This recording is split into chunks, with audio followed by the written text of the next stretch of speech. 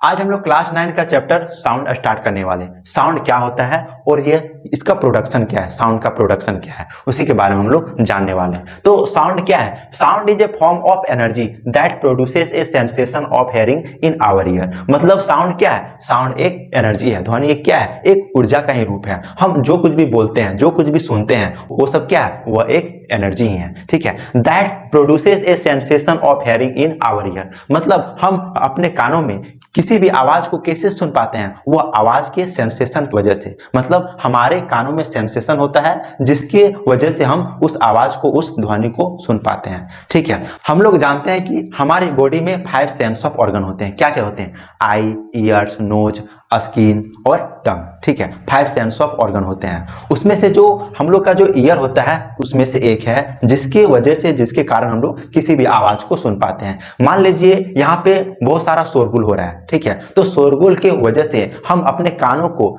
यदि हम बंद कर दें तो क्या हम किसी भी आवाज को सुन पाएंगे? नहीं सुन पाएंगे। लेकिन जैसे ही हम अपने कानों को खोलते हैं तो हम हर प्रकार के आवाज को सुन पाते हैं। तो किसके कारण सुन पा रहे हैं? कान की वजह से किसी भी आवाज को सुन पा रहे हैं। तो ठीक है, तो 5 सेंस ऑफ ऑर्गन में से हमारा जो ईयर है उसमें से एक है जिसके वजह से हम लोग किसी भी आवाज को सुन पाते हैं। तो साउंड क्या है? साउंड एक एनर्जी है जो कि सेंसेशन के कारण हमारे कानों में सेंसेशन होता है और वह हम किसी भी आवाज को सुन पाते हैं। ठीक, अब हम लोग देखते हैं प्रोडक्शन ऑफ साउंड क्या है। ठीक है, sound is produced by vibrations produced in a medium by a vibrating body. मतलब जब किसी भी मीडियम में वाइब्रेशन होता है और उसी वाइब्रेशन से हम लोग किसी भी आवाज को सुन पाते हैं। मान लीजिए स्पीकर है, ठीक है, स्पीकर से म्यूजिक की आवाज आ रही है, तो जब भी वहां से म्यूजिक की आवाज आ रही है तो स्पीकर भी क्या करता है? वह वाइब्रेट करता है और वाइब्रेशन की वजह से हमारे चारों ओर में हम लोग जानते हैं कि एयर मॉलिक्यूल्स है और वहां का वाइब्रेशन की वजह से हमारे चारों ओर का जो मॉलिक्यूल्स होता है वह भी वाइब्रेट करने लगता है, जिसके कारण साउंड वेव क्रिएट होता है और वह साउंड वेव जब हमारे कानों तक पहुंचती है तो हम उस आवाज को सुन पाते हैं। तो कोई भी आवाज कैसे उत्पन्न होता है, कैसे क्रिएट होता है? उसमें वाइब्रेशन की वजह से। बिना वाइब्रेट का कोई भी आवाज नहीं सुन पाते हैं। ठीक है, तो हम जानते हैं कि हमारे बॉडी में, जो हमारे मुंह में जो होता है वह वोकल कॉर्ड होता है। वह वोकल कॉर्ड्स क्या करता है? वाइब्रेट करता है, जिसके कारण हम लोग किसी भी चीज को बोल पाते हैं। तो जब यह आवाज हमारे मुंह से निकलती है तो हमारे जो एयर मॉलिक्यूल्स में क्या होता है? साउंड वेव क्रिएट होता है। जब यह साउंड वेव हमारे कानों तक पहुंचती है तो हम लोग किसी भी आवाज को सुन पाते हैं और हमारे अंदर जो वोकल कॉर्ड्स होता है जिसके कारण हम लोग किसी भी आवाज को बोल पाते हैं। तो ठीक है, तो साउंड का प्रोडक्शन का मेन जो रीजन है वो क्या है? Vibrating body. मतलब जब बॉडी वाइब्रेट करती है तो उसमें साउंड क्रिएट होता है और जब वह साउंड जब हमारे कानों तक पहुंचने के लिए उसमें क्या होता है? उसमें साउंड वेव बनना पड़ता है और जब वह साउंड वेव हम बनती है तो साउंड वेव के माध्यम से हमारे कानों तक पहुंचती है और हम उस ध्वनि को सुन पाते हैं, उस साउंड को सुन पाते हैं। ठीक है, मान लीजिए ये ट्यूनिंग फॉर्क है, ठीक है, ये ट्यूनिंग फॉर्क होता है। ठीक है,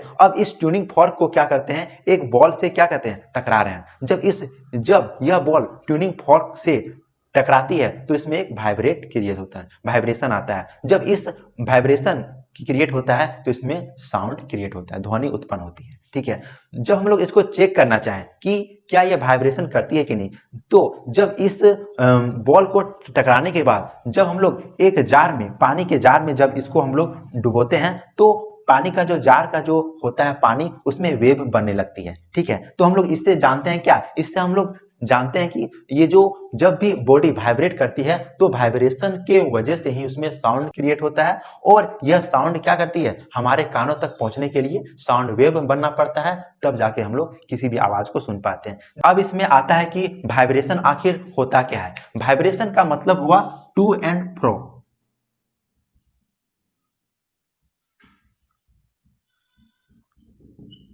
टू एंड फ्रो मोशन, है ना। मतलब जब भी वाइब्रेशन को हम लोग यदि लाना चाहें, जब भी हम लोग को वाइब्रेशन चाहिए तो उस ऑब्जेक्ट का क्या होना चाहिए? टू एंड फ्रो मोशन होना चाहिए। टू एंड फ्रो मोशन का मतलब हुआ उस ऑब्जेक्ट का आगे पीछे मूव करना है। जब वह ऑब्जेक्ट आगे पीछे मूव करती है तो उसमें क्या होता है? वाइब्रेशन क्रिएट होता है और वाइब्रेशन के बाद उसमें साउंड क्रिएट होता है। ठीक है, तो इसमें वही एक ट्यूनिंग फॉर्क को जब एक बॉल से जब हम लोग टकराते हैं तो उसमें क्या होता है? वाइब्रेशन क्रिएट होता है और वाइब्रेशन के कारण उसमें साउंड क्रिएट होता है। अब इसी ट्यूनिंग फॉर्क को टकराने के बाद इस जब हम लोग एक पानी के जार में डुबोते हैं तो उसमें तरंग वेव क्रिएट होने लगता है। तो हम लोग को इससे पता चलता है कि इसमें क्या है, साउंड वेव क्रिएट हुआ। ठीक है, अब इस रबर बैंड को जब हम लोग ऊपर ले आते हैं और जब हम लोग इसको छोड़ते हैं तो ये आगे पीछे मूव करने लगती है, जिसके कारण इसमें क्या होता है, वाइब्रेशन क्रिएट होता है और वाइब्रेशन के कारण साउंड क्रिएट होता है। ठीक है,